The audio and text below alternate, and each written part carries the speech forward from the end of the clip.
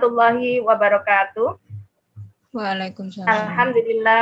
Alhamdulillahilladzi arsala rasulahu bil huda wa dinil haq liyudhhirahu 'alad dini kulli wa kafa billahi syahida. Ibu-ibu, emak-emak hebat dan sahabat Konita yang dirahmati oleh Allah, apa kabar semuanya? Alhamdulillah, mudah-mudahan kita semua baik yang ada di pelataran Zoom dan juga ada di dua grup Konita, baik Konita 1 maupun Konita 2, yang pada siang hari ini belum bisa hadir online gitu ya. Kita doakan semua dalam keadaan sehat, itu yang paling penting. Dan di puasa hari keempat ini ya, mudah-mudahan semua dikaruniai kemudahan dan memperoleh kemudahan di dalam memperoleh berkah Ramadan. Amin Allahumma amin. Ibu-ibu rahimakumullah, alhamdulillah kita bisa bertemu lagi pada kajian Muslimah Tangguh yang biasanya 1 bulan sekali. Hari ini spesial, kita akan adakan dalam setiap Jumatnya di bulan Ramadan.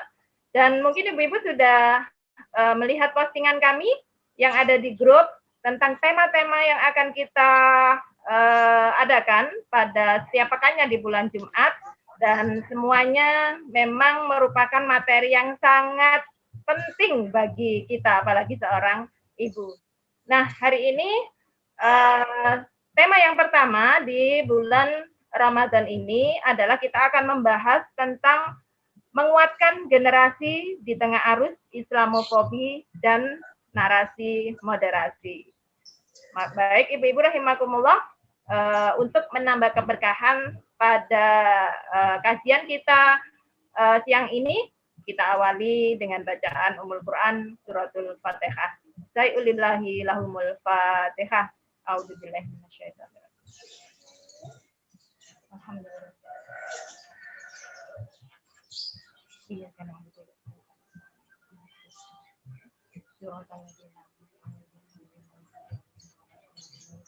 Amin Allahumma amin. Nah, ibu-ibu rahimakumullah, hari ini tema ini begitu sangat penting untuk kita bahas. Kenapa? Karena memang akhir-akhir ini kita melihat di banyak media dan juga isu-isu di sosial media terkait dengan serangan-serangan terhadap Islam, apalagi terhadap anak-anak begitu ya, di mana Islam semakin disudutkan menjadi sebuah pemahaman yang radikal. Seperti kita beberapa contoh, seperti tuduhan terhadap tayangan Nusa dan Rara yang sesungguhnya mengajarkan kepada syariat yang kafah namun dituduh sebagai radikal, dan banyak lagi. Nah, ini akan membuat kita menjadi bingung. Bagaimana sesungguhnya kita di dalam mendidik anak-anak kita, bukannya menghiasi atau menyiapkan fondasi akidah itu adalah sangat penting. Maka hari ini kita akan membahas bersama Ustazah Dr. Faiza Rosidah tentang bagaimana caranya kita menguatkan generasi di tengah arus Islamofobi dan narasi moderasi. Namun ibu-ibu rahimakumullah, saya ingatkan bahwa kali ini akan ada giveaway ya. 2 giveaway yang berupa yang sudah masuk grup pasti sudah tahu postingan kami ya. Tapi di sini saya mengingatkan 2 giveaway itu adalah 1 tas dan juga beberapa isi buku-buku yang penting artinya bagi kita seorang ibu ya. Ada 2, caranya sangat mudah, saya mengingatkan kembali. Caranya adalah dengan meresum ya, merangkum apa yang akan kita kaji pada siang hari ini, dan rangkuman itu silakan di-share di FB masing-masing dan jangan lupa untuk memberikan tag ya, tag akun. Jangan lupa untuk tag akun Ustazah Faiza Rosidah. Dan langkah-langkah yang lebih lengkap silakan dibaca oleh sahabat Konita sekalian di grup masing-masing, dan tentunya yang ada di sini pasti sudah masuk grup. Ya, seperti itu. Baik ibu-ibu rahimakumullah, untuk menyingkat waktu, saya persilakan kepada Ustazah Faiza Rosidah untuk menyampaikan. Lupa ya. Belum saya sampaikan, barangkali ada sahabat wanita yang hari ini baru online gitu ya, baru gabung bersama kita pada pertama kali. Yang memberikan materi pada kali ini adalah beliau, Dr. Ustadzah Dr. Faiza Rosida. Beliau adalah founder dari Kajian Muslimah Tangguh, yaitu sahabat wanita sekalian, itu juga termasuk adalah penyelenggaranya, begitu ya. Dan beliau di samping seorang dokter, beliau juga adalah seorang daiyah.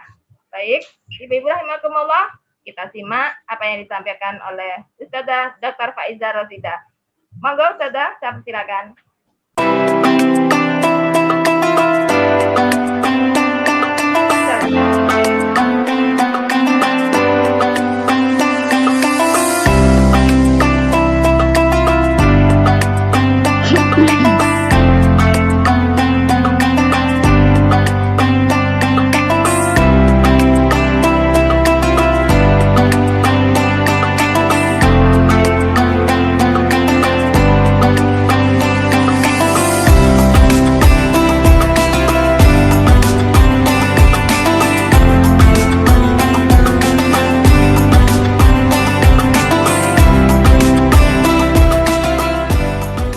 Bismillahirrahmanirrahim. Assalamualaikum warahmatullahi wabarakatuh.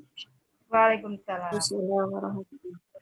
Bismillahirrahmanirrahim. Alhamdulillahirabbil alamin. Alhamdulillahilladzi arsala rasulahu bil huda wa dinil haqq liyudhhirahu 'ala dini kullih wa kafa billahi syahida.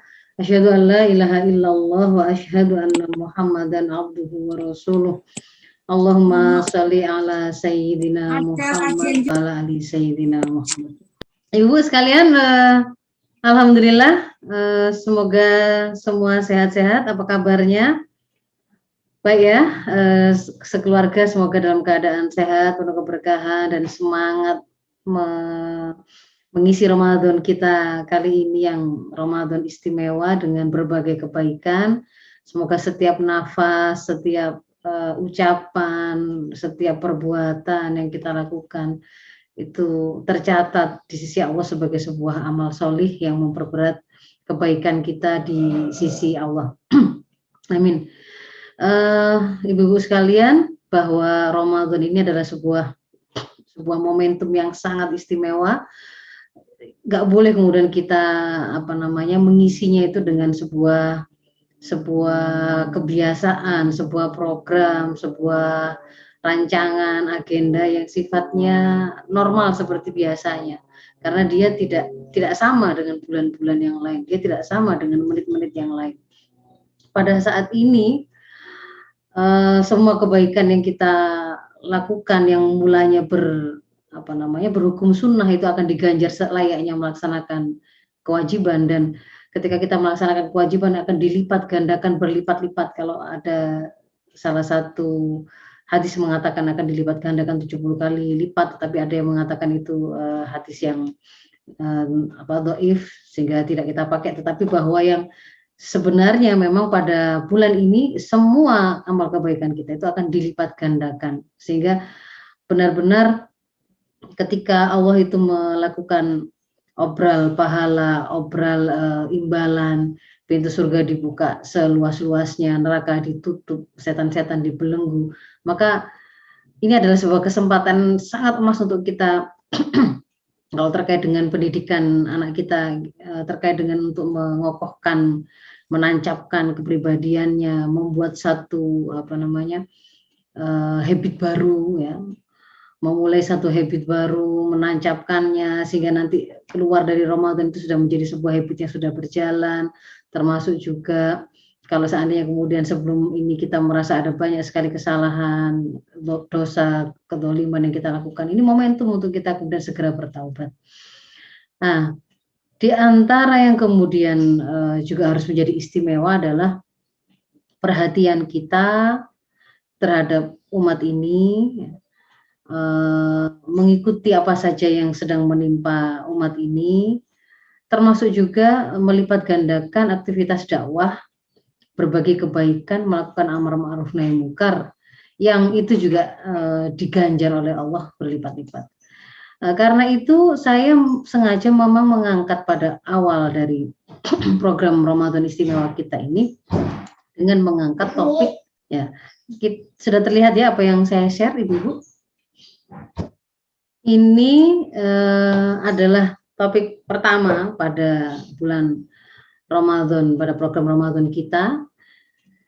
Tapi sebenarnya kejadiannya ini bukan pada Ramadan saja ya, bukan kali ini saja, bukan sedang ada saat ini saja, tapi sebenarnya ini sudah berjalan jauh sebelum Ramadan dan pada saat ini dia semakin menguat begitu ya, semakin menguat adanya Islamofobi dan kemudian diaruskan yang namanya program moderasi. Nanti akan saya tunjukkan apakah itu dan itu kalau kemudian kita tidak memberikan perhatian, tidak kita ketahui apa sebenarnya yang sedang terjadi, justru khawatirnya kemudian kita malah melewatkan Ramadan ini untuk yang mulanya harusnya kita gunakan untuk membangun profil kepribadian anak kita, mengokohkannya, membentuk habit baru. Karena ikut terbawa narasi bahwa kalau kita mengajari anak kita tentang akidah itu berarti akan memudahkan mereka menjadi radikal. Kalau kita mengajarkan anak-anak kita tentang syariah itu berarti mengajarkan mereka intoleransi. Maka akhirnya orang tua menjadi takut ya tidak melakukan hal tersebut. Padahal ini momentum yang seharusnya mereka lakukan. Maka ini sengaja saya angkat untuk menjadi sebuah pemantik ya. Pemantik untuk melihat ada apa di sekitar kita, ada apa di beberapa hari ke belakang untuk kemudian memulai sesuatu yang baru ke depan dengan menggunakan momentum Ramadan ini untuk menjadi momentum ke arah lebih baik.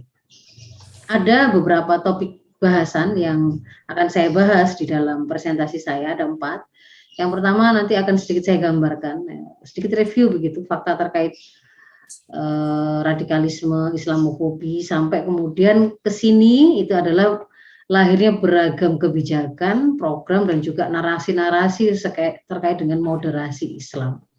Lalu yang kedua saya mengajak, setelah mengetahui faktanya, saya mengajak ibu-ibu untuk kemudian bertanya ya, memangnya kenapa kemudian saya harus peduli begitu? Yang penting kan anak saya tidak radikal, tidak terkena, tidak kemudian terhasut untuk melakukan tindakan terorisme atau radikalisme. Itu kan bukan urusan saya. Apakah betul seperti itu? Maka di yang kedua nanti akan ada sedikit reminder begitu. Mengapa kok kita harus peduli akan hal ini? Lalu yang berikutnya adalah kita akan mencoba mendalami tentang dari mana sebenarnya narasi moderat dan moderasi Islam ini sampai kemudian lahir berbagai macam program. Dari mana munculnya? Apakah memang dia berasal dari Islam itu sendiri ataukah dari mana begitu? Lalu yang terakhir baru kemudian lalu apa yang harus kita lakukan? Strategi menguatkan generasi. Yang pertama terkait dengan bagaimana fakta yang terkait dengan radikalisme sampai pada moderasi ini.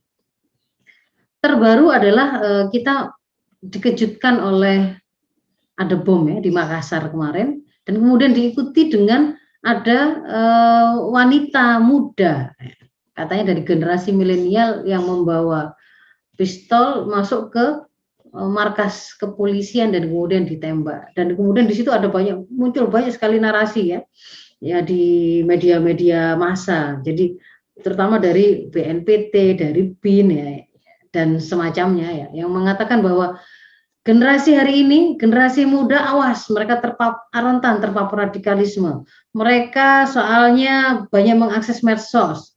Karena mereka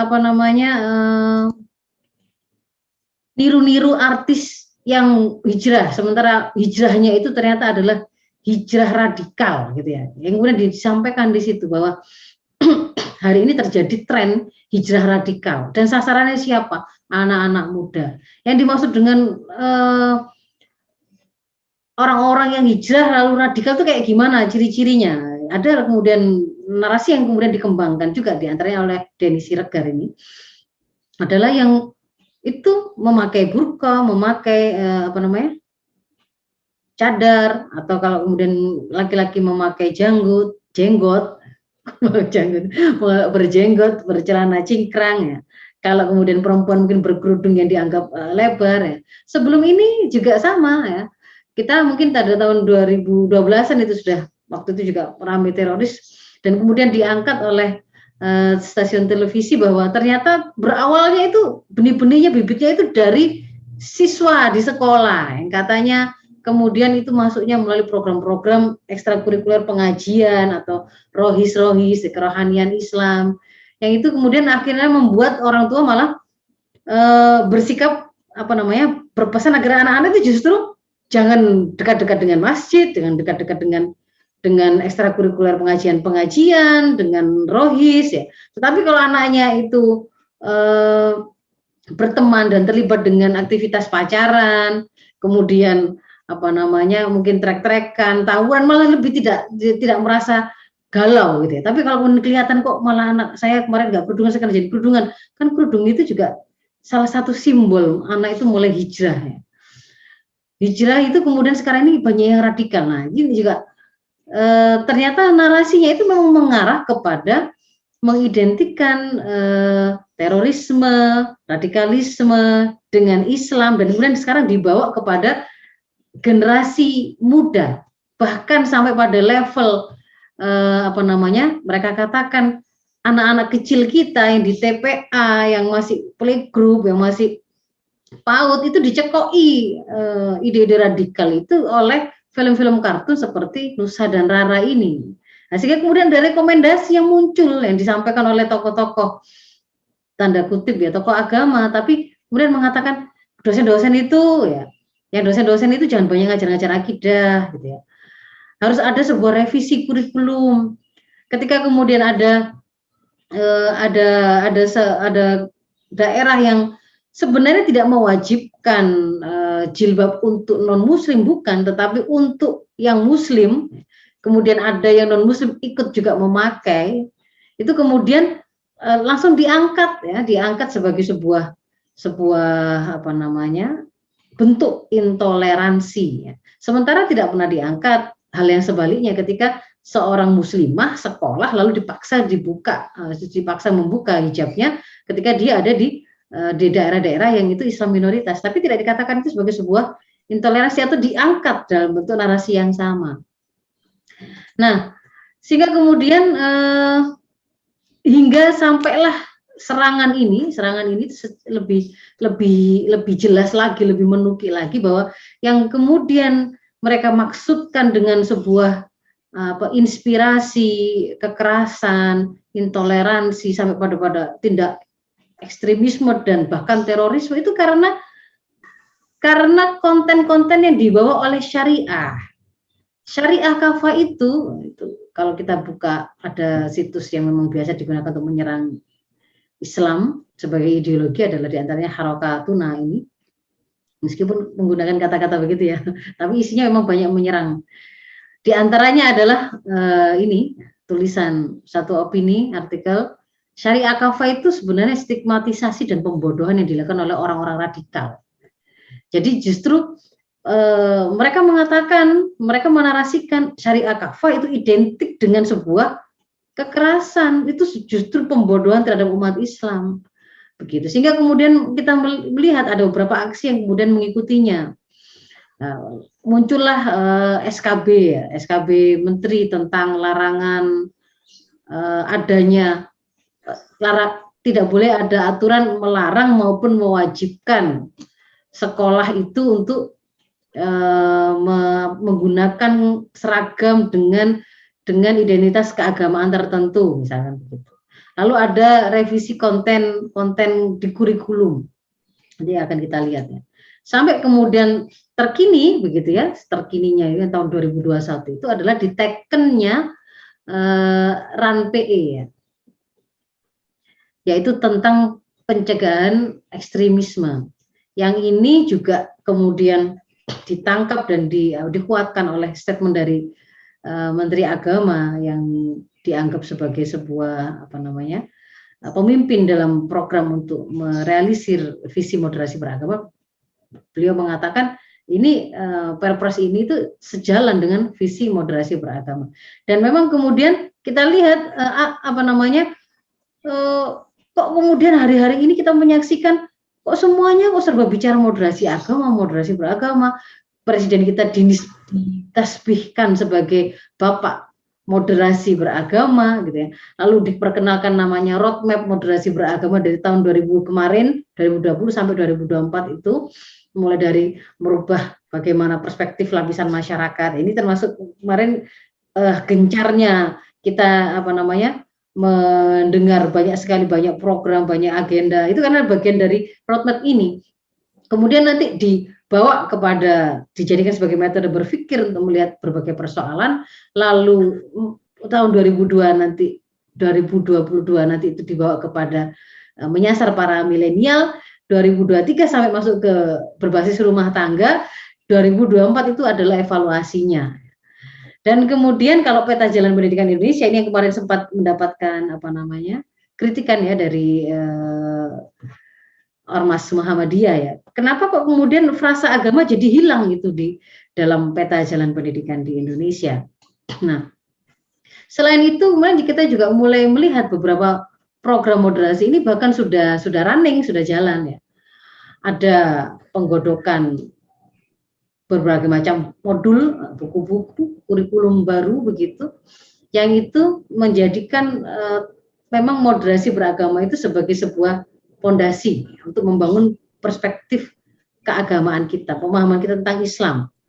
Guru-gurunya dilatih, ya, buku-buku pelajaran yang dianggap kontennya bermasalah itu misalkan ada di sana ada bahasan tentang jihad, ada bahasan tentang negara Islam atau khilafah, itu sampai dirombak ya, 155 judul buku dari SD sampai SMA yang dianggap bermasalah sampai ditarik gitu ya, diganti dengan versi yang sudah dirombak.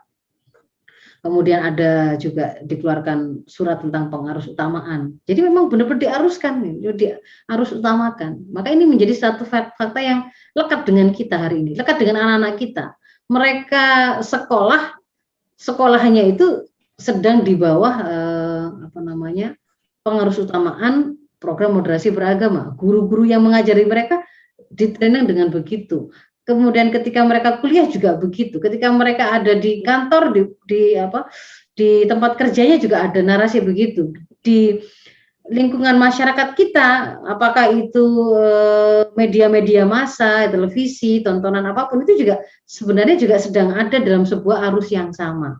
Nah, kalau kemudian kita itu tidak ngerti sebenarnya apa sih moderasi beragama ini, gitu. Memang benar nggak sih? Memang kemudian identik yang namanya syariah kafah itu identik dengan radikal, identik dengan ekstremisme, identik dengan terorisme. Jika kita kemudian merasa jadi minimal itu merasa malu atau merasa justru nggak enak kalau menampakkan keislaman atau kesikohan kita kepada syariah itu kayaknya kok malah seperti orang yang identik dengan teroris begitu ya. Jadi sampai kemudian juga ada kebijakan guru non muslim bisa mengajar di madrasah. Guru muslim juga bisa mengajar di madrasah. Tergantung sekarang konsep kebijakan madrasah itu seperti apa. Kalau dulu kan memang karena itu dianggap sebagai sebuah pendidikan Islam, itu kemudian mulai dari ya kurikulum sampai pada lingkungannya itu diharapkan itu memang berbeda dengan sekolah umum.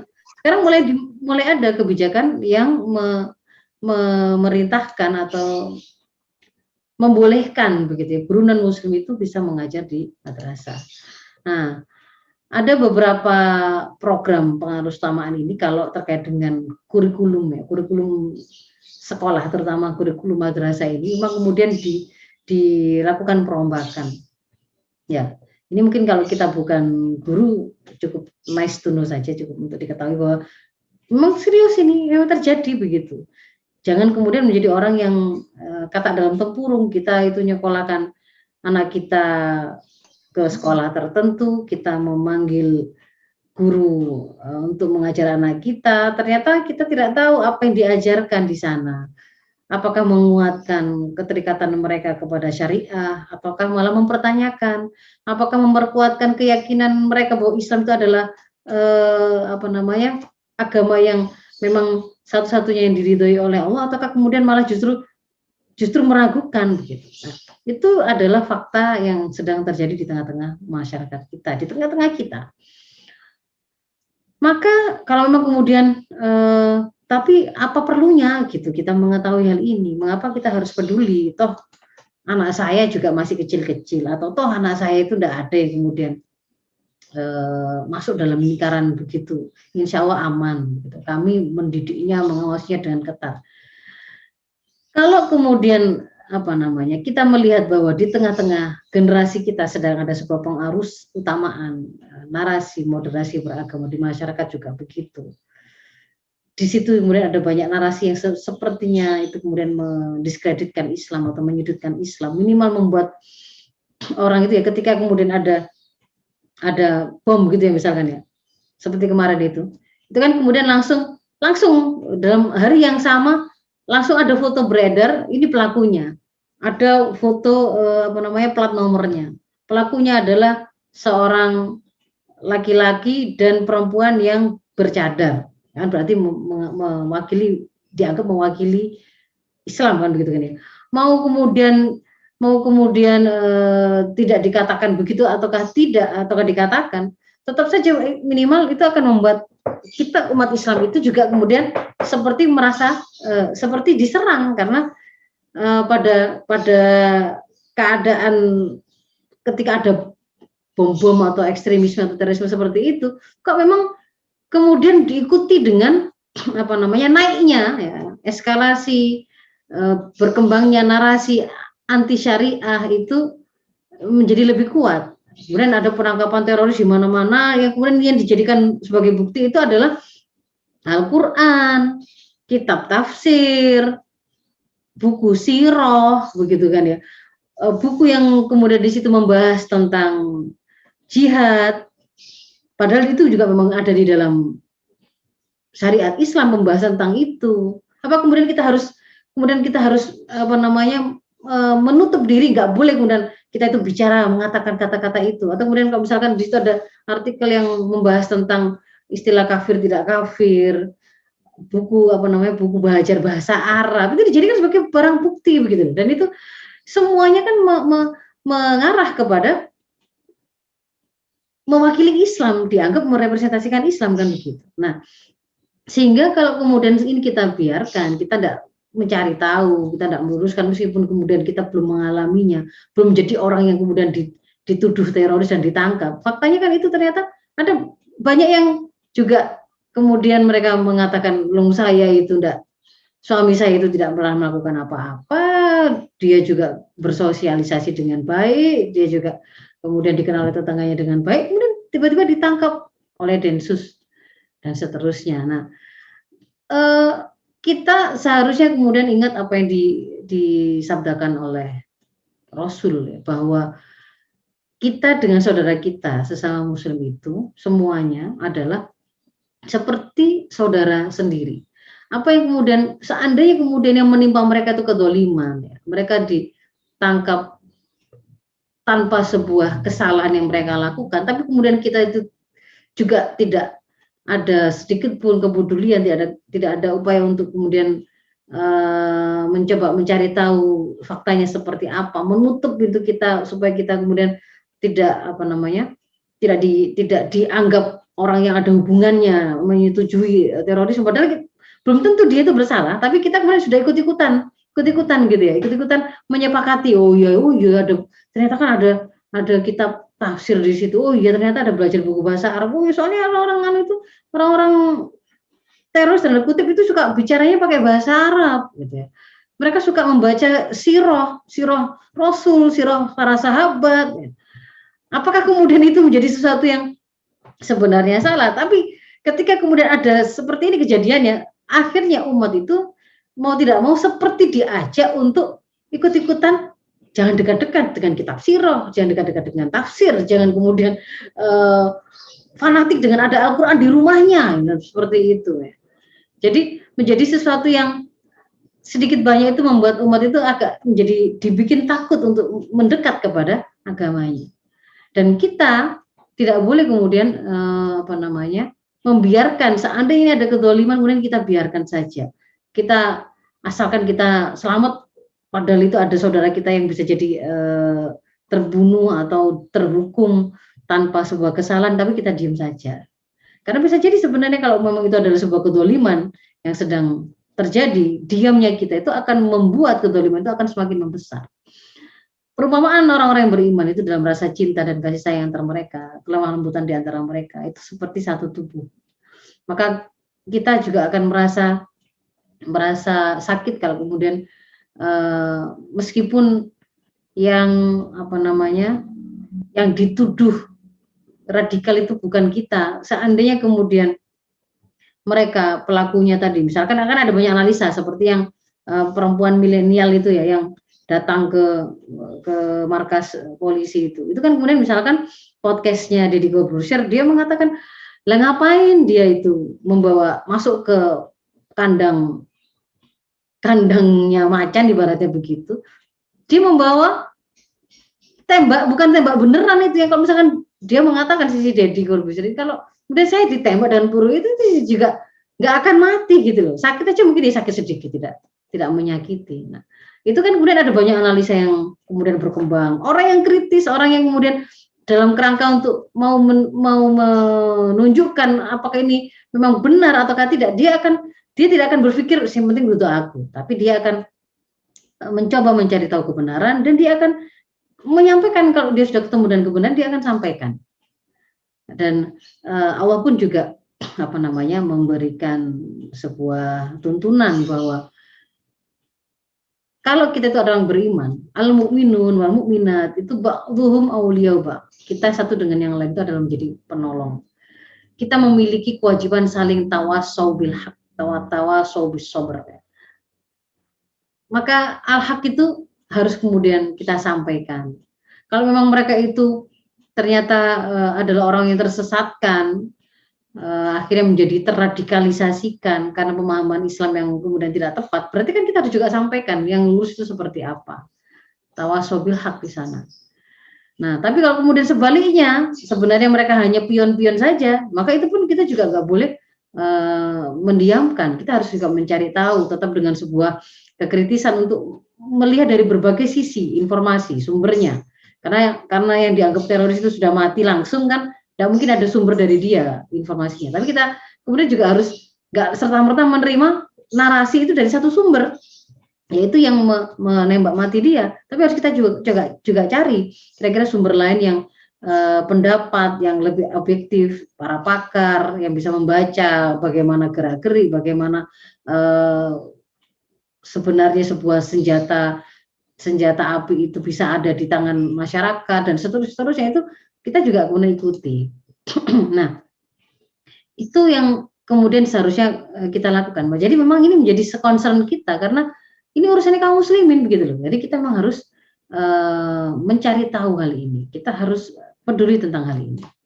Maka yang bisa kemudian kita lakukan yang pertama adalah kita mencoba melacak dari mana sih sebenarnya ini. Kalau Islamofobi nanti gak akan panjang saya bahas ini. Pada waktu episode kajian Muslimah Tangguh ke-18 saya sudah membahas hal ini. Jadi Islamofobi itu bukan hal yang baru, sudah lama. Kalau istilahnya sendiri itu dimunculkan sejak tahun 80-an, tapi kemudian booming lagi pasca serangan bom WTC September 2001. Dan ini pun pasca serangan ini itu kan kemudian kemudian kita mengenal yang namanya war on terrorism gitu kan, perang terhadap terorisme yang kemudian dipimpin oleh Amerika. Dia membagi dunia, Anda bersama saya memerangi terorisme, atau Anda berarti kalau nggak bersama dengan saya berarti Anda terorisnya sendiri kan begitu. Nah itu pun juga kita nggak boleh serta-merta menelan narasi yang disampaikan oleh Bush saat itu. Kita kemudian juga bisa membaca bagaimana analisa berbagai macam pakar dan berbagai media ya, membaca video yang ada dan seterusnya, sampai kemudian mereka mempertanyakan, aneh ini, ada banyak keanehan ini. Ada banyak keanehan kalau memang itu adalah sebuah teror yang dilakukan oleh teroris ya.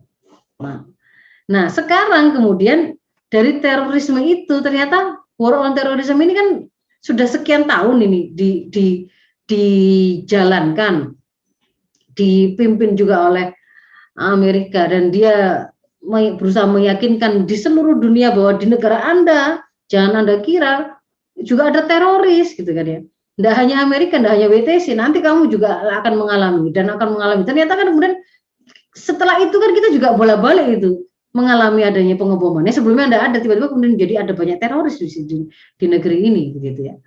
Nah, tapi semakin ke sini itu kan kemudian kepercayaan masyarakat juga mulai mempertanyakan yang dimaksud dengan teroris itu kok tambah lama kok kemudian mengerucut memang itu adalah Islam, terutama adalah Islam politik yang mempertanyakan hegemoni Amerika atau penjajahan Barat atas dunia Islam.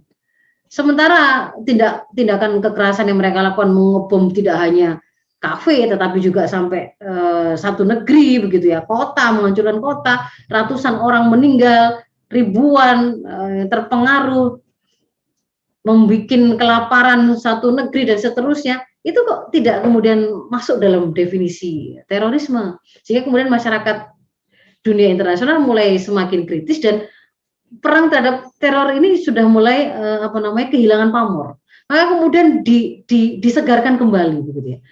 Bukan lagi terorisme, tindak terorismenya sendiri yang kemudian dianggap sebagai sebuah hal yang waktu diperangi, ditarik ke belakangnya. Sebuah tindakan terorisme itu terjadi berawal dari sebuah pemikiran yang bagaimana radikal. Maka kemudian diperkenalkan istilah memerangi radikalisme dengan dilakukan tindakan deradikalisasi dan memoderasinya. Dan kalau kemudian kita cari dari mana sih kata-kata moderat ini tadi itu di dunia di dunia Muslim ini mulai diperkenalkan kata-kata Islam moderat, jaringan Islam moderat, jaringan Muslim moderat itu bagaimana? Persis itu adalah ada buku yang merupakan yang dibuat yang merupakan rekomendasi dari Rand Corporation pada yang disampaikan ini rekomendasinya kepada pemerintahan Amerika. Di situ kemudian dia memperkenalkan bahwa kalau Amerika masih menginginkan dia mempertahankan hegemoninya atas negeri-negeri Islam, ada ancamannya. Ancamannya itu adalah Islam radikal. Dia kemudian memperkenalkan yang namanya penggolongan dari Islam. Dia sebut ada Islam radikal, ada Islam moderat, ada Islam tradisionalis, ada Islam modern. Mereka yang ngasih label itu, lalu mereka mengotak-ngotakkan umat Islam ke dalam 4 golongan itu, lalu kemudian mereka membuat rekomendasi untuk gimana, apa yang harus dilakukan. Nah, yang radikal injak gitu kan, bikin dia untuk dimusuhi oleh semua kelompok Islam yang lain. Yang moderat rangkul intelektual yang ada di sini yang mau untuk kemudian kita ajak kerjasama menjadi Muslim yang moderat, maka itu fasilitasi, besarkan dia dengan media, cepatkan dia untuk kemudian mendapatkan legitimasi keintelektualannya dengan mudahnya diraih label atau gelar-gelar tertentu sebagai pakar apa, sebagai ahli apa, dibesarkan dengan media yang mereka punya. Itu memang ada rekomendasi di situ dibunyikan begitu. Dan seterusnya. Jadi memang di situlah kemudian kita mengenal ada seruan yang disampaikan untuk memoderatkan Islam dan kaum muslimin. Nah, kalau kemudian kita baca ininya bukunya ya, judul laporannya Building Moderate Muslim Network, kita akan menemukan bahwa kemudian mereka definisikan atau beri kriteria yang dimaksud dengan orang-orang Muslim yang moderat itu yang seperti apa, Islam yang moderat itu seperti apa, intelektual Muslim yang moderat itu seperti apa, adalah kalau mereka itu dilihat dari sisi apakah mereka mendukung hak asasi manusia ataukah tidak. Maksudnya gimana? Contohnya, realnya terhadap LGBT, sikap mereka bagaimana? Mereka mengatakan itu adalah hak asasi masing-masing kah? Ataukah kemudian mengatakan itu adalah penyimpangan fitrah karena dia berpegang pada syariah sehingga mengatakan itu adalah kriminalitas yang harus diluruskan. Kalau kemudian dia mengatakan itu berarti dia moderat. Tapi kalau kemudian dia mengatakan kalau menurut syariah itu adalah sebuah kriminalitas, berarti dia adalah radikal. Apakah mereka mengakui kebebasan untuk beragama, ataukah kemudian mengatakan anak itu ya harus diajari supaya kemudian dia menjadi orang yang beragama Islam sebagaimana seharusnya orang tua itu memiliki amanah menjaga fitrahnya. Ataukah nggak boleh dipaksakan begitu, nggak boleh anak dipaksakan untuk pakai kerudung ataukah tidak, apalagi dia masih kecil diajari, dibiasakan, nggak boleh. Itu termasuk sebuah pelanggaran terhadap kebebasan anak. Agamanya nanti juga terserah dia nanti ketika dewasa. Nggak boleh ada sebuah doktrin atau kemudian kalau mereka menyebutnya sebagai dogma atau doktrin, tapi kita sebenarnya menyebutnya itu bagian dari tanggung jawab itu untuk mendidik anak. Kalau kemudian masih mengakui bahwa justru anak itu agamanya harus muslim karena kita itu memiliki amanah untuk menjaga fitrahnya, ya berarti tidak mengakui freedom of religious juga kalau seperti itu. Atau kemudian, bagaimana pendapatnya tentang demokrasi? Apakah kemudian dia mendukung ataukah tidak? Dikaitkan dengan ini ternyata moderat atau tidak itu. Apakah mereka menolak undang-undang sekuler, artinya berpendapat apakah hukum positif itu harusnya diambil atau diinspirasi dari syariah yang diformalkan, ataukah nggak harus, atau justru malah menolak formalisasi syariah Islam? Kalau kemudian dia mendukung undang-undang sekuler, menolak formalisasi syariah, berarti moderat. Termasuk kemudian apakah ketika bicara tentang sistem kepemimpinan, apakah masih meyakini bahwa harus kaum muslimin dalam bernegara, dalam mengatur penerapan urusan-urusan kehidupan mereka itu kemudian dia harus dipimpin oleh sesama muslim, ataukah boleh kemudian oleh non muslim atau yang minoritas? Kalau kemudian mengatakan tidak boleh, meskipun kita tidak melakukan apapun, ya tidak menjaga undang-undangnya dan seterusnya, tapi kalau masih meyakini bahwa harus muslim kepala negara itu, misalnya begitu, khalifah itu, ya berarti itu nggak moderat, itu berarti radikal dan seterusnya. Ini silakan ya. Ini ada di dalam tadi ya sumbernya.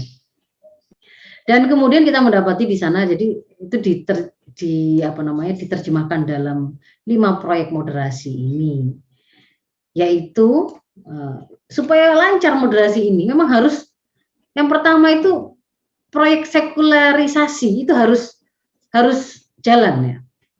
Jadi ide sekularisme, memisahkan agama dari politik, memisahkan agama dari pengaturan kehidupan masyarakat, memisahkan agama dari pengaturan negara, itu harus dilakukan. Karena kalau masih agama ikut ke sana, syariah boleh kemudian bicara tentang kriteria pemimpin seperti apa kemudian aturan yang seharusnya dipakai oleh pemimpin mengatur urusan rakyat itu seperti apa, maka radikal terus kalau seperti itu. Nanti dia akan punya kesimpulan bahwa tidak boleh Freeport itu diberikan kepada asing. Karena kalau pakai syariah mengatakan itu hak milik umum, itu adalah kepemilikan umum, tidak boleh diberikan kepada perorangan ataupun kelompok ataupun swasta, wajib dikelola negara, sebaik-baiknya dikembalikan lagi kepada umat sebagai sang pemilik. Itu syariah mengatakan begitu. Jadi kalau seperti itu kan radikal itu. Nanti kita nggak bisa investasi di situ, nggak bisa kemudian menguasai seperti sekarang ini. Harus ada sekularisme. Kemudian ada relativisme.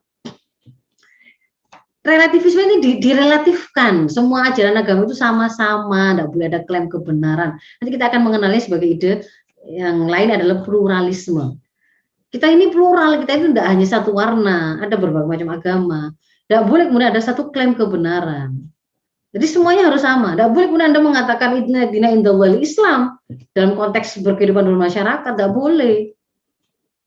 Sehingga kemudian meminta agar kalau pengaturan ekonomi, agar ekonominya tidak berbasis riba misalkan, tidak boleh. Kalau seperti itu berarti Anda menganggap yang benar itu sistem ekonomi anti riba. Itu berarti tidak toleran itu.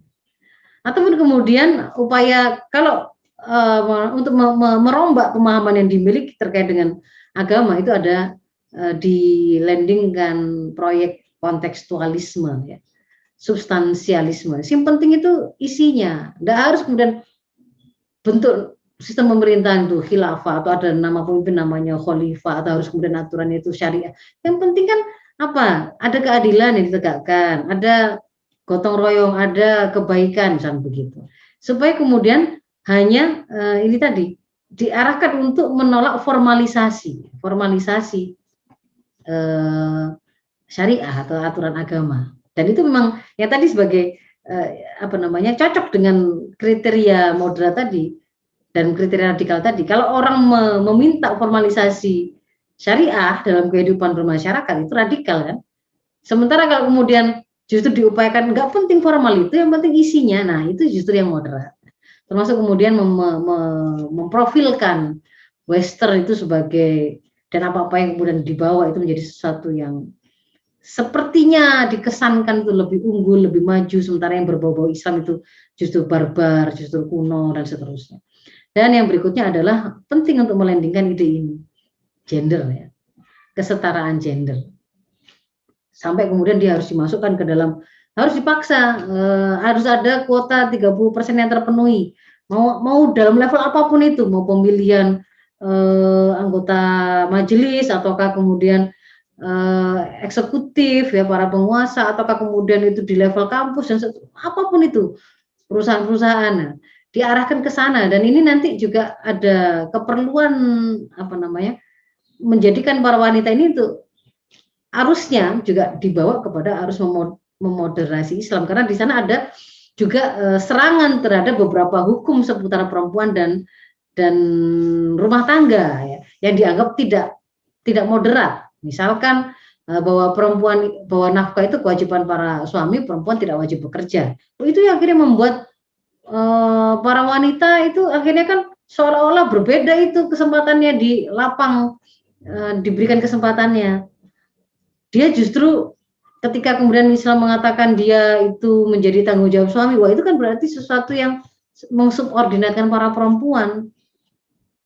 Seolah-olah dia tidak bisa jadi pemimpin. Nah, tujuannya apa sebenarnya? Itu benang merahnya ya ada pada serangan terhadap syariah itu tadi. Syariah yang mana? Syariah yang berkaitan dengan hal-hal yang bersifat pengaturan masyarakat, memperkuat kesadaran akan kebutuhan atau keharusan umat Islam untuk mengambil syariah secara kafah, yang sekiranya itu akan membahayakan hegemoni ataupun penjajahan dari Barat ke negeri-negeri Islam, maka itu yang kemudian akan menjadi sasaran tembaknya. Nah, dan kemudian juga ini kita bisa melihat mereka memiliki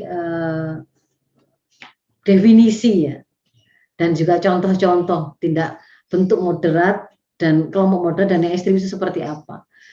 Kalau yang moderat itu adalah yang menerima nation state. Sebaliknya, kalau udah ada yang menyerukan seluruh umat Islam itu sebenarnya satu tubuh, harusnya bersatu dalam satu kesatuan, tidak hanya kiblatnya satu, tidak hanya Al-Qur'annya satu, Allahnya satu, Rasulnya satu, tapi juga kesatuan ketaatan dalam pengaturan masyarakat. Wah, berarti itu adalah radikal, itu adalah ekstrim. Dan itu kemudian apa?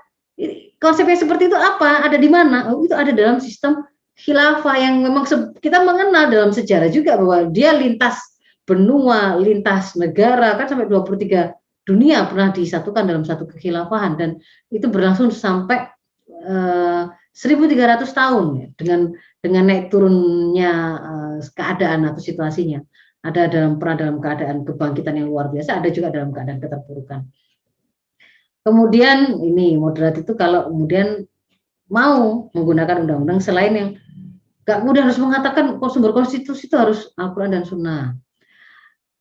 Mulai juga mengakui kepada, coba dilihat, ngakui nggak entitas negara Yahudi, ataukah masih meyakini bahwa Palestina itu adalah pemilik sah negara itu dan itu sedang dicaplok oleh Yahudi. Kalau kemudian tidak mengakui Yahudi, berarti itu ekstrim, mengadopsi demokrasi ataukah kemudian menolaknya, yang itu dikaitkan dengan nggak mau demokrasi karena mau menegakkan syariah gitu, ataupun kemudian menghubungkan tindakan mau kemudian menerima dan menghubungkan ekonomi lokal dengan ekonomi Amerika, Eropa, dan seterusnya ya. Jadi dengan kesepakatan kita untuk menerima kebijakan pasar bebas dan seterusnya yang itu kemudian membuat produk mereka banjir masuk ke sini, hubungan yang asimetris antara kita dengan negara-negara yang sudah maju tadi membuat kita tidak bisa bersaing produknya, akhirnya kemudian kita banyak menjadi konsumen, tidak menjadi produsen ya. Tidak menjadi orang yang negara yang banyak mengekspor. Nah, kalau kemudian ada yang mempertanyakan tentang hegemoni ekonomi tersebut, tentang ketidaksetaraan interaksi ekonomi yang terjadi antara kita dengan negara-negara industri yang maju, misalnya seperti itu, maka itu berarti ekstremisme. Malah menyerukan untuk membangun ekonomi yang mandiri, kokoh sampai hegemoni kapitalis, mengkritisi kapitalisme, itu berarti ekstrim. Nah, dan ini memang bisa kita rasakan sangat bertolak belakang ya, karena memang berangkat dari pemahaman mendasar tentang kehidupan yang berbeda. Kalau Islam memang mengakui bahwa alam semesta, dunia, manusia ini semuanya ini berasal dari Allah, sehingga dia hidup itu juga adalah untuk mengabdi kepada Allah dengan melaksanakan, mengatur seluruh aspek kehidupan kita dengan aturan yang didatangkan oleh Allah, sehingga di sana berlaku halal haram, baik buruk sesuai dengan pandangan syariah. Halal haram itu berlaku ketika di dalam masjid, tapi juga berlaku ketika di gedung pemerintahan, ketika di kantor, ketika di pergaulan, ketika di keluarga, dan seterusnya. Sementara kalau kapitalisme, fasluddin anil haya, sekuler tadi, yes, agamamu apa saja boleh, tapi itu urusan akhirat toh. Kalau dunia, pakai aturan bikinan manusia, maka di situ akan dibuat dengan sesuai kepentingan mereka. Kepentingan siapa yang menang ya? Ketika kemudian yang menang itu adalah adalah pemilik modal yang menguasai, ya mau mereka lah yang kemudian menentukan gitu. Nah, sebenarnya kalau kemudian kita lihat, kita telusuri ini, ide ini yang kemudian diperkenalkan dengan kata-kata atau lafadz yang Islami, bahkan disebut dalilnya begitu ya. Ada di dalam Islam itu namanya wasatiyah, ada yang namanya kemudian sikap kewajiban bersikap i'tidal gitu ya. Bahwa sebelum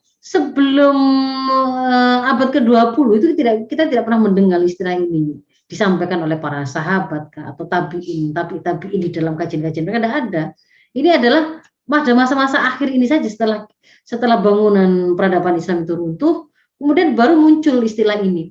Istilahnya itu bisa jadi bukan istilah baru, tetapi ada pemaknaan ya, dan penggunaan yang itu berbeda. Kalau yang kita kenal ya, yang namanya wasatiyah, sifat seorang muslim itu seharusnya bersifat pertengahan, i'tidal, nama konotasi yang lainnya, istilah konotasi lainnya itu ya, bersifat adil, dia pertengahan, dia istiqomah begitu ya. Ini adalah maknanya itu memang adalah sesuatu yang harus kita terikat kepadanya. Ini contohnya itu adalah begini, ketika zaman Rasul dulu itu ada tiga orang sahabat yang kemudian bertanya bagaimanakah ibadahnya Rasul ya. Kemudian ketika mendapatkan jawaban bahwa Rasul itu berpuasa juga berbuka, Rasul juga menikah, Rasul bangun malam tapi beliau juga istirahat. Kemudian tiga orang ini kemudian mengatakan, saya akan puasa terus gak boleh buka, saya akan gak akan menikah, saya akan bangun terus, salat malam terus, gak pakai istirahat. Yang itu kemudian dikatakan oleh Rasul itu adalah sikap beragama yang ekstrim, itu berlebih-lebihan, itu yang namanya tatoruf al-hulu gitu. Yang benar bagaimana? Seperti aku ini kan begitu ya. Aku salat bangun malam tapi juga istirahat, berpuasa tapi juga berbuka, dan juga menikah, dan itu yang terbaik gitu ya. Jadi itulah sifat berislamnya seperti ini, itu adalah yang diperintahkan. Jadi ketika yang diperintahkan oleh syariah itu mengatakan begitu, maka itulah sebenarnya disebut sebagai i'tidal itu tadi, al-iqtisad itu tadi, al-wasatiyah itu tadi, al-istiqomah itu tadi. Sementara kemudian kalau tidak diajarkan oleh Islam kayak itu tadi, wong disuruh puasa itu ya ada sahur, ada bukanya. Kok kemudian dia bikin sendiri, maksudnya itu biar tambah bagus, tambah ditambah-tambahi, itu malah salah. Justru tidak diajarkan oleh syariah, maka itulah yang dikatakan sebagai ekstrim. Jadi kalau itu adalah sesuatu yang memang diharamkan oleh Islam, perilaku yang itu menyimpang, yang itu jatuh pada keharaman, itulah tindakan ekstrim. Sementara sesuatu yang wajib untuk kita terikat kepada syariah, apa yang disampaikan oleh syariah apa adanya, itulah sebenarnya adalah makna wasatiyah itu. Tapi kemudian hari ini ditransformasi, maknanya berubah menjadi ekstrim itu adalah ketika orang itu terikat kepada Islam secara keseluruhan, Ketika kemudian dia juga mengakui ada yang namanya ajaran jihad di dalam Islam, ada jihad fisabilillah, ada ajaran tentang khilafah, ada perintah amar ma'ruf nahi mungkar, termasuk di dalamnya itu ada kewajiban mengoreksi penguasa ketika dianggap melakukan kedoliman. Ketika dia kemudian melakukan dakwah, yang dakwah itu ternyata berbeda narasinya dengan kebijakan yang sedang berjalan. Ketika mereka meyakini bahwa riba itu haram, hijab itu wajib, begitu ya. Maka kemudian itu yang kemudian dilabeli atau dimaknai sebagai sikap ekstrim itu, sebagai lawan dari wasatiyah itu. Padahal kan di dalam syariat itu memang ada hukum tentang jihad fisabilillah. Ada, kemudian tidak sekedar secara konsep kalau khilafah ini, bahkan itu kemudian secara empiris itu ditegakkan oleh para sahabat yang kemudian kita juga sebut itu khulafaur rasyidin itu dalam kalau Ramadan begini ini oleh Bilal ketika sholat tarawih begitu kan ya. Perintah amar ma'ruf nahi mungkar, apapun kemungkaran itu, apapun kema'rufan itu, gitu ya. Kita sampaikan semuanya, baik dalam bidang ekonomi, dalam bidang pergaulan, dalam bidang pendidikan, itu ada. Dan ini bagian dari syariah, gitu ya. Ya sebenarnya ini adalah justru ketika kemudian menerimanya, inilah sebenarnya adalah wasatiyah itu. Sekarang malah diganti dengan sebuah definisi yang berbeda dari yang kita kenal, berbeda dari yang apa yang disampaikan oleh Islam itu sendiri. Yang digunakan untuk apa? Justru menyerang syariah itu sendiri, dan ini sebenarnya adalah syariah yang mana? Tentu adalah syariah yang apa namanya akan bersinggungan atau akan dianggap membahayakan hegemoni penjajahan kalau kita lihat. Kalau Anda yang dimaksud dengan syariah itu adalah untuk melakukan sholat dengan khusyuk, wiritan sampai lama begitu ya, membaca Al-Qur'an saja untuk dilakukan, tidak apa-apa gitu ya. Tidak akan ada yang mengatakan itu sebagai sebuah tindakan radikalisme. Tidak akan ada yang mengatakan itu ada benih-benih terorisme, tidak ada. Tapi kalau kemudian Anda mengkritisi pengambilan utang oleh negara karena kita menggunakan sistem kapitalisme, utang itu ada ribanya, lalu kemudian kita menolaknya, bisa seperti itu, maka disitulah kemudian akan masuk dalam label, dalam kotak inilah ekstrim, begitu. Inilah ekstrim. Mempertanyakan kita menyerukan persaudaraan bahkan lintas negara, misalkan bagaimana Yaman itu kelaparan gara-gara dilaparkan, maka ini juga sesuatu yang akan dikatakan ekstrim. Wah, sudah 11:30 ini Bu. Ini bagaimana ini? Nah, jadi itu ternyata yang namanya ekstremisme, radikalisme, dan kemudian moderasi itu dari situ. Maka apa yang harus kita lakukan untuk menguatkan anak-anak kita? Yang pertama itu justru kunci kekokohan bangunan mereka itu adalah pada akidahnya, karena akidah ini akarnya. Jadi justru jangan ikut kepada nasihat untuk jangan mengajarkan akidah. Abaikan itu, justru kita harus menanamkan akidah Islam ini kepada anak kita dengan kuat, karena ini adalah ibarat akar kalau pohon itu. Keyakinan dia bahwa dia adalah makhluk yang diciptakan oleh Allah dengan misi penciptaan, mengabdi kepadanya, menjalankan seluruh episode hidup ini sesuai dengan aturannya. Itu dalam bidang hukum, sosial, politik, ekonomi, budaya, dan seterusnya. Maka bahwa Allah itulah yang akan menghisapnya, Allah yang menjadi pemberi rizkinya, Allah yang menghidupkan dan mematikannya. Ini adalah kuncinya justru. Jadi harus kokohkan. Bagaimana caranya? Ajak dia menemukan keimanan itu melalui metode yang benar, bukan didogmakan, bukan dipaksakan, tapi melalui proses pembuktian sampai dia itu yakin, memang itulah yang seharusnya dia yakini, dia imani. Gitu. Lalu kemudian yang kedua, rahasia kedua kekuatan anak kita itu adalah terikatnya mereka pada syariah. Terikatnya mereka pada syariah berarti termasuk di sini adalah pengetahuan yang mereka punya terhadap syariah itu. Jadi mereka justru harus kita ajari tentang syariah itu. Syariah itu sendiri itu adalah karena dia berasal dari Al-Khaliq Al-Mudabbir, dia pasti terbaik, aturan terbaik. Karena dia yang menciptakan kita, dia yang paling tahu apa yang akan merusak kita, merusak manusia, merusak alam semesta ini. Kalau kemudian diatur dengan aturannya seperti apa sebenarnya pengelolaan hutan itu. Kalau aturan Allah yang kita pakai, pasti akan mengantarkan kepada sebuah kemaslahatan. Dan ini adalah konsekuensi iman terikat pada syariah itu. Lalu yang berikutnya, nah itu tadi syariah tadi itu kalau kemudian tidak kita ambil, juga tidak akan bisa menguatkan anak-anak kita, tidak akan bisa membuat mereka itu bisa mengambil sikap dengan jelas. Kalau ada yang mengajak untuk misalkan melakukan tindakan teror dengan mengatakan itu adalah sebagai jihad, kalau dia tidak menguasai pemahaman tentang syariat, dia nggak akan ngerti itu salahnya di mana. Maka harus kita buat anak-anak kita itu menguasai kesempurnaan Islam ini, baik secara konsepnya, kemudian kita tunjukkan bagaimana ketika dia diterapkan fakta historisnya itu seperti apa, sehingga supaya tidak termakan oleh narasi yang justru menyerang sirah para sahabat, menyerang sirah Rasul, mengatakan Islam itu disebarkan dengan pedang dan kekerasan. Dan apakah seperti itu? Betulkah? Apakah ada perang di dalam Islam yang kemudian membolehkan seluruh kota itu sampai harus hancur, tanaman-tanamannya, hewan-hewannya, dan seterusnya itu dengan bom seperti itu? Pernah ada atau tidak? Apakah yang seperti itu dibolehkan? Malah bahkan kemudian ternyata ada adab-adabnya, begitu kan ya. Jadi kita terangkan, kita sampaikan pendekatan secara normatifnya, historisnya, termasuk kita tarik kepada hari ini. Justru kalau kemudian kita tidak menggunakan syariah, apa yang terjadi? Orang itu tadi ya nggak mengerti, mana tadi? Maaf.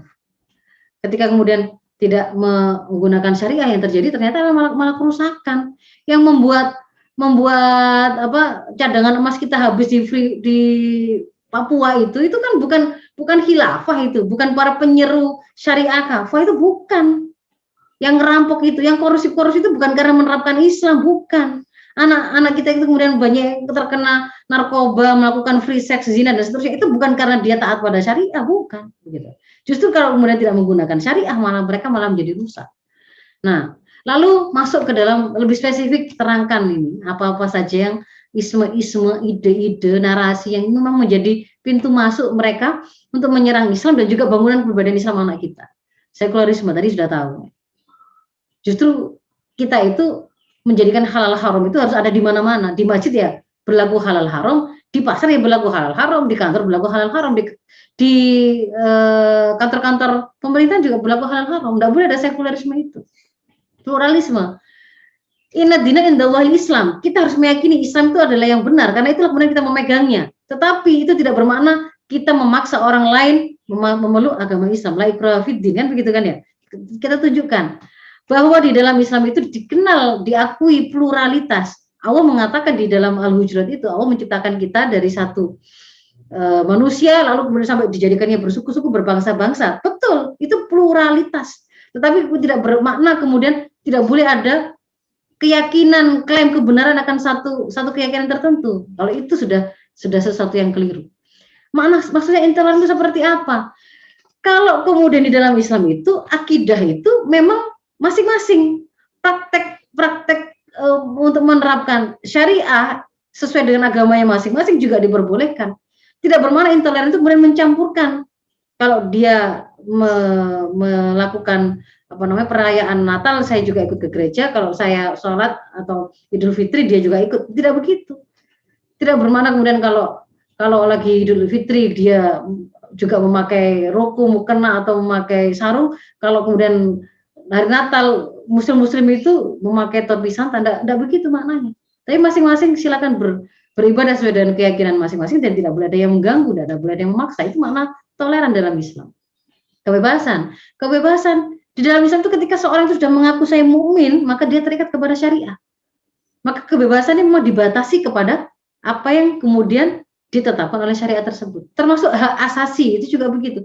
Hak yang kita miliki itu adalah hak yang diberikan oleh Allah, seperti terjaganya nyawa. Tidak boleh ada yang menghilangkan nyawa dengan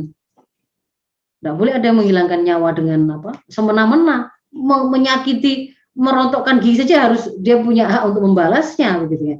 Tapi tidak kemudian membikin-bikin sendiri. Termasuk hak saya itu adalah saya boleh memilih pasangan dari laki-laki atau perempuan sama jenis atau lawan jenis. Tidak ada begitu.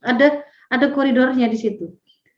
Terjaganya nasab, terjaganya harta, terjaganya agama, terjaganya negara, itu masuk dalam hak yang ditetapkan oleh syariat. Jadi hak syar'i, bukan hak asasi manusia. Yang dimaksud dengan ekstrim, radikal, teroris seperti apa? Kemudian kita lihat, ini tadi sudah saya terangkan di depan, ini tidak lepas dari sebuah narasi yang memang diaruskan dan kemudian menjadi keanehan. Dulu kita tidak mengenal loh ada bom-bom di sini, nggak mengenal ada ekstrim-ekstrim gitu ya, teror-teror. Tapi begitu ada pengumuman war on terrorism, kok jadi banyak teror ya di sini ya, banyak teroris di sini ya. Jadi begitu. Jadi kita sampaikan itu. Termasuk yang terakhir adalah kita ciptakan lingkungan yang kondusif untuk tumbuh kembangnya. Jadi anak itu sebelum sampai dia itu bisa kokoh kepribadiannya, itu memang berawal dari kita ajari dulu, kita persuasi, kita dampingi, kita biasakan, kita bikin mengerti dia, kita seperti yang mulai harus dikompori dengan reward, mulai diperkenalkan dengan ancaman atau kemudian punishment ya. Dan itu bukan sebuah pemaksaan, itu adalah bagian dari pendidikan. Jadi kalau kemudian anak lu mana sih SD kok kemudian dikerudungi, itu bukan pemaksaan, itu upaya untuk membantu dia terbiasa pada saatnya nanti dia harus taat kepada syariat. Sehingga kita harus ciptakan lingkungan yang kondusif juga. Kalau muslim ya kita inginnya ya di sekolah itu mendukung pemakaian kerudung itu. Nah, ini bagian dari aktivitas untuk menguatkan mereka, menguatkan generasi. Karena penegakan Islam itu berdiri atas 3 pilar. Pilar ketakwaan individu, amar ma'ruf nahi munkar, dan juga negara sebagai penerapan aturan. Saya kira ini Bu Aini, ternyata presentasinya saja sudah menghabiskan waktu ya. Ya Dok, sangat komplit sekali ya. Baik, terima kasih Ustazah atas paparan yang insya Allah mudah-mudahan bikin ibu-ibu, sahabat Qonita semua tergambar gitu ya, akan arus moderasi yang akhir-akhir ini Masya Allah masif di semua lini. Untuk ibu-ibu, untuk pemberdayaan perempuan, dimoderasi. Anak-anak kita dimoderasi, pendidikan kita dimoderasi, agama itu juga dimoderasi. Nah, padahal ini akan semakin masif. Tadi seperti disampaikan, ini sudah menjadi nafas negara kita. Nah, kita sebagai warga negara harus tahu betul dan juga selalu mengingatkan kepada pemerintah agar ini tidak terlanjur atau terus-menerus untuk dimasifkan, karena kita sesungguhnya peduli dengan bangsa agar bangsa ini berjalan kepada barokah. Nah, ibu-ibu rahimakumullah, kesimpulan yang bisa kita tangkap gitu ya dari apa yang tadi dijelaskan Bu Dokter adalah bahwa arus ini akan berjalan dan moderasi itu adalah proses membikin panjenengan semua itu jadi moderat, dan moderat tadi sudah disampaikan sama Ustazah. Jangan terlalu ketat dan jangan terlalu longgar. Jadi tengah-tengah, kayaknya oke ya, tapi ternyata pesan itu mengandung makna bahwa ibu-ibu rahimakumullah dan sahabat Qonita semua, artinya moderasi adalah upaya agar kita tidak taat dengan syariah, tidak kafah, tidak belajar Islam itu total begitu ya. Dan ini sangat bahaya, karena bagaimana mungkin gitu ya, kita jadi Islam yang geje, Islam yang nggak jelas, dan itu bahkan akan membuat sebuah bahaya dan ketidakberkahan negeri ini. Baik ibu-ibu rahimakumullah, barangkali ada pertanyaan atau diskusi yang bisa disampaikan di sini. Sambil menunggu ibu-ibu menyampaikan pertanyaannya ya, Ustazah. Masya Allah. Mas ini lagi kangen sama uminya ini. Tadi lama soalnya menyampaikan materi. Ya, baik Dok. Di acara kita itu kita sampai jam 12 ya? Atau 12.30 kalau ya, jadwalnya. Ada ya, insya 1 jam. Ada waktu, barangkali ibu-ibu ingin menyampaikan pertanyaannya, karena hari ini jangan dilewatkan. Semoga hari-hari kita itu makin manfaat, makin berkah. Ada semacam perpanjangan waktu ya, dari kalau kemarin itu sekitar 1 jam. Wah, nggak cukup banget ya ibu-ibu, pertanyaannya banyak. Hari ini kita kasih kesempatan ibu-ibu untuk sharing di sini. Baik, di samping kita nunggu ibu-ibu untuk bertanya. Jadi gini Dok, akhirnya ya. Apa yang sudah dipaparkan dokter, terus kemudian kita simpulkan gitu ya, bahwa kita itu benar-benar dibikin moderat gitu ya, nggak usah ketat-ketat, nggak usah dekat-dekat gitu, apa tuh pure dengan Islam kayak gitu. Ini kan akhirnya jadinya kita tuh takut ya gitu, ibu-ibu tuh banyak yang takut gitu kalau misalnya diajak ngaji, jadi takut, hati-hati, jangan ngaji sembarangan gitu, atau bahkan kalau ada artis yang hijrah tuh mesti di apa namanya, diisukan gitu, hati-hati jangan sampai hijrah radikal kayak gitu. Akhirnya baik kita emak-emak ini yang pengen ngaji atau anak-anak kita gitu loh yang pengen mendalami Islam tuh jadi takut dong. Karena isu ini tuh semakin membuat kita itu takut dan ditakut-takutin gitu loh. Jangan ikut rohis di sekolahmu karena itu sarang. Jangan ikut kajian sembarangan karena jangan-jangan akan diajak ke Islam yang radikal dan sebagainya. Nah, untuk hal yang semacam ini, Dok, barangkali mungkin apa yang menurut dokter harus kita lakukan? Karena kita kan punya kewajiban untuk menyampaikan Islam, ya, mengajak orang, gitu kan, Dok. Mungkin itu dulu untuk bisa dijawab sambil menunggu pertanyaan dari ibu-ibu, Dok. Ya,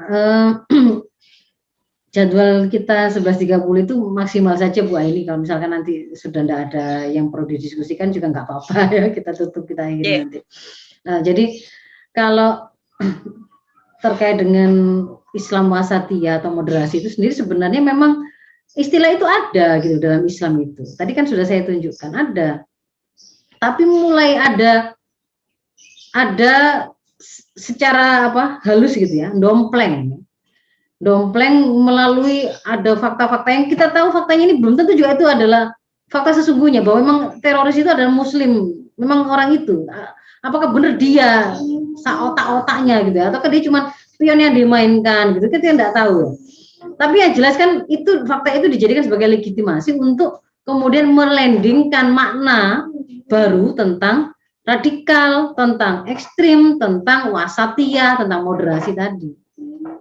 Yang semula sebenarnya tindakan perilaku berislam yang wasatiyah itu adalah memang terikat kepada penjelasan syariah apa adanya sebagaimana yang dituntunkan, justru wajib itu ya seperti itu.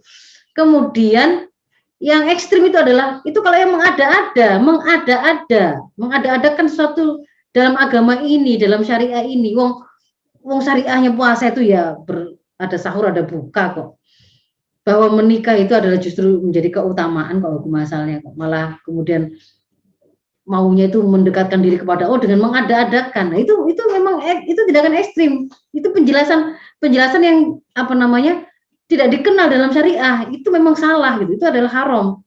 Nah, sekarang kan ternyata menjadi tidak begitu gitu loh. Makna ekstrim dan moderat, radikal dan wasatiyah itu kan tidak begitu.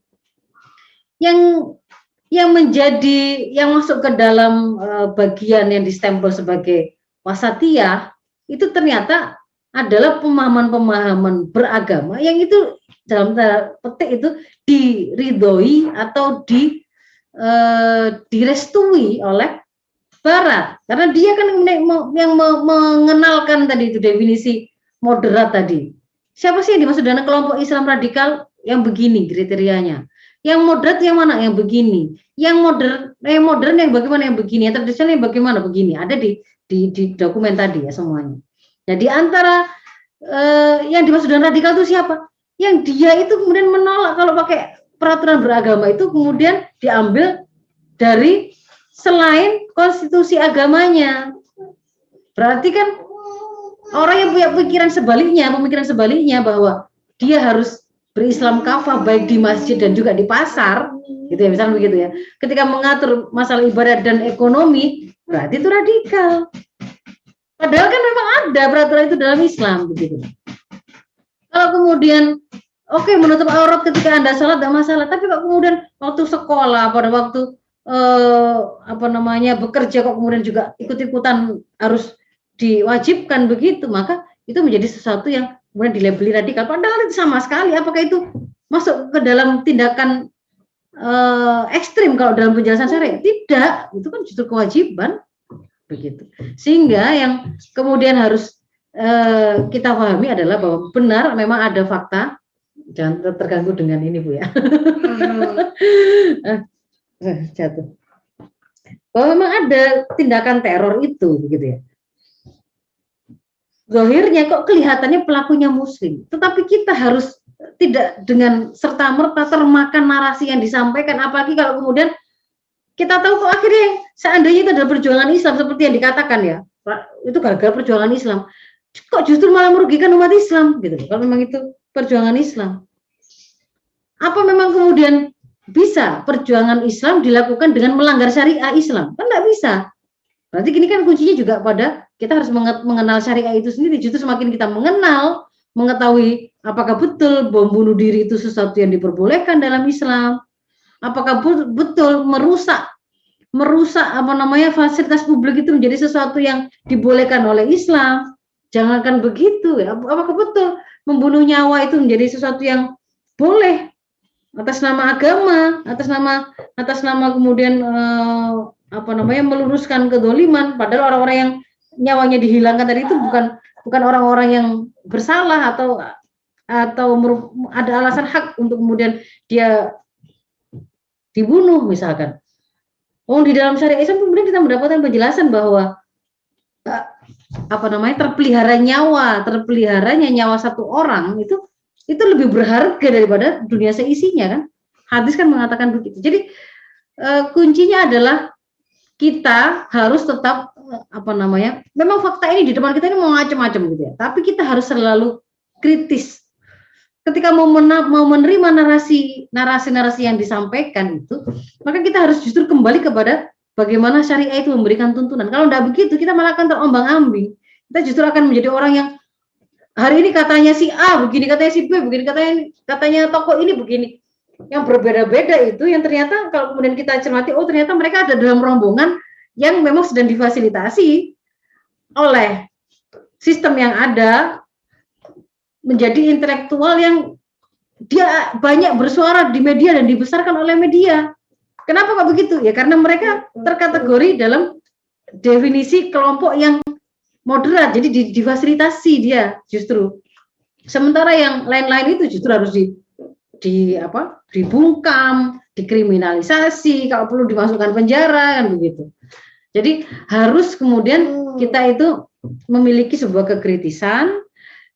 Yang kedua berusaha kemudian mencari lebih lanjut fakta dan kebenaran narasi tadi dengan menggunakan tolak ukur ya syariah Islam itu sendiri begitu. Dan kemudian yang berikutnya jangan langsung bertindak defensif apologetik. Artinya gini, kita langsung sepakat dengan tuduhan sehingga kemudian akhirnya menjadi orang yang maunya itu membela Islam tapi malah salah. Misalkan begini, ketika ada yang mengatakan narasi Islam itu loh barbar gitu. Islam itu loh kuno. Kenapa kok begitu? Itu soalnya buktinya di dalam sistem pidana Islam itu kalau ada orang yang mencuri itu kemudian dipotong tangan. Ada orang yang berzina itu kemudian dia dirajam atau kemudian dia dijilid atau didera. Dikatakan sebagai barbar. Maka kemudian maunya itu membela gitu. Enggak, Islam itu enggak barbar. Dengan cara apa? Menyetujui serangan ya. Padahal serangan itu tadi itu adalah kalimat yang sudah salah gitu. Menyetujui serangan dalam arti apa? Kita mengatakan Islam itu enggak barbar. Kenapa? Itu tuh enggak wajib kok. Hukuman rajam itu enggak harus dilakukan kok. Hukuman potong tangan enggak harus dilakukan kok. Kita mengatakan dalam kalimat itu seolah-olah sebenarnya persetujuan bahwa kalau memang dijatuhkan hukuman rajam berarti memang barbar. Kalau dijatuhkan hukuman potong tangan berarti memang kuno gitu. Soalnya begitu, kita mengakui begitu sesuai dengan serangannya. Padahal sebenarnya justru kemudian kita harus tunjukkan bahwa ketika kemudian orang misalkan kehilangan nyawa, tercederai, maka apa balasan yang paling adil untuk keadaan seperti itu? Ternyata adalah hak untuk membalas dengan hal yang sama. Tapi kemudian merupakan keutamaan kalau dia mau melepaskan hak itu dengan memaafkan. Itu kan begitu dalam konsep Islam. Konsep Islam itu seperti itu. Dan itu sebenarnya sesuai dengan fitrahnya manusia. Kalau kemudian seseorang menjadi korban pembunuhan misalkan, tidak terima, dia pasti akan kemudian, saya tidak terima kan begitu kalimatnya begitu kan, keluar kalimat itu yang menunjukkan bahwa memang itulah fitrahnya dia itu akan setimpalnya itu harus seperti apa. Lah yang paling tahu itu tadi sebenarnya siapa? Ya Allah. Batasan mana? Kriminalitas itu akan kemudian berhenti, akan membuat hukuman itu akan membuat jera, itu yang tahu ya Allah. Ketika kemudian korupsi dihukum 1 tahun, tetapi pencuri ayam kemudian itu sampai kemudian lebih dari itu, maka apakah itu sebuah keadilan? Maka kalau kita lihat justru disitulah kita melihat ada banyak celah yang menampakkan ketidakadilan justru terjadi pada waktu kita tidak kembali kepada syariat tadi. Jadi jangan langsung setuju dengan narasi berarti nek melaksanakan itu, oh itu berarti radikal, berarti itu barbar, berarti itu kuno. Padahal justru dia sendiri yang kemudian sebenarnya belum tahu begitu, belum tahu pada saat diterapkan yang terjadi itu berapa banyak tangan yang terpotong. Apakah pada waktu masa pandemi, pada waktu masa paceklik itu kemudian dilakukan? Tidak ada penjelasan yang lebih lanjut kan begitu. Ketidaktahuan membuat mereka melakukan penyerangan seperti itu dan kita tidak boleh serta-merta langsung menyetujui dan menyepakati apa yang serangan yang dilakukan karena ketidaktahuan mereka. Itu saya kira Bu Aini. Berarti memang sangat penting sekali ya kita memahami konteks moderasi dan apa-apa yang kemudian menjadi program-program moderasi sehingga kita bersama-sama bisa menjelaskan ya di tengah-tengah umat dan menjaga anak-anak dan juga keluarga. Ada satu pertanyaan lagi, Dok. Cukup panjang pertanyaannya dari Bu Nurul ya. Di sini beliau menyampaikan, Ustazah mohon izin bertanya, melihat pemaparan materi moderasi yang sedang gencar sangat membuat emak-emak harus pandai gitu ya mengarahkan anak-anak agar tetap di jalur syariat. Namun kalau ada anak yang keluar rumah terus menemui banyak teman, fakta dan sebagainya, kadang-kadang ketika mereka itu nurut sama emaknya agar taat syariat itu tersisih. Nah, pertanyaannya bagaimana atau mohon diberikan tips buat kami untuk menguatkan anak-anak menghadapi problem mereka saat di luar keluarga, di luar sistem yang bergaul dengan sebayanya. Gitu, Ustazah? Ya, jadi kunci utama pertama itu adalah memang kekokohan kepribadian Islamnya dulu, bangunan kepribadian Islamnya. Sebelum kita bicara gencarnya serangan di luar mereka, tapi bangunan mereka itu harus kokoh. Bangunan kepribadian Islam mereka itu kokoh, itu berawal dari kekokohan akidah. Kekokohan akidah. Maka harus dipastikan mereka menerima akidah itu, mendapatkan akidah itu melalui sebuah proses pencarian metode keimanan yang memang benar. Kemudian yang berikutnya adalah kita memang harus membantu mereka dan penciptaan lingkungan yang kondusif, yang sesuai dengan fitrah yang akan menumbuh suburkan bangunan pohon kepribadian mereka.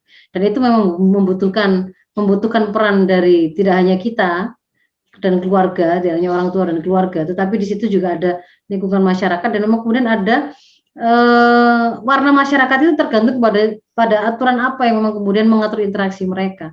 Maka disitulah kemudian harus ada upaya kita untuk ada dalam barisan yang senantiasa melakukan amar ma'ruf nahi munkar. Kita harus tetap kita harus menjadi orang tua yang meskipun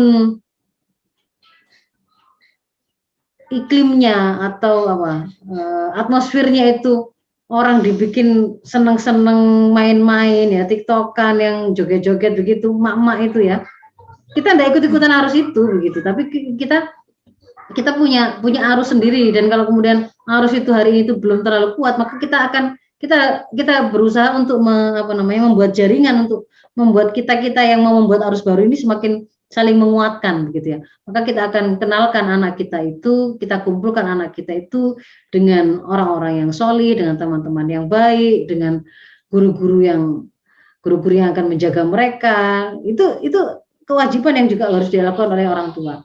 Tapi pada level tertentu nanti kita pasti harus juga terlibat dalam aktivitas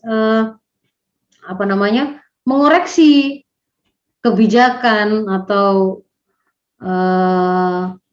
mengoreksi kebijakan atau peraturan yang itu merugikan tumbuh kembang kepribadian anak-anak kita, yang akan membahayakan masa depan mereka. Jadi kita harus terlibat di situ, entah dalam bentuk masing-masing orang tua kan akan berbeda-beda nanti ya. Ada yang memiliki posisi ketokohan tertentu, kepakaran, keahlian tertentu, ataukah dia punya kemampuan skill menyampaikan ide secara verbal maupun tulisan. Nah, itu sebenarnya hari ini semua orang itu bisa menjadi pabrik pabrik informasi dan pabrik opini masing-masing dengan menggunakan akun sosmednya masing-masing gitu ya.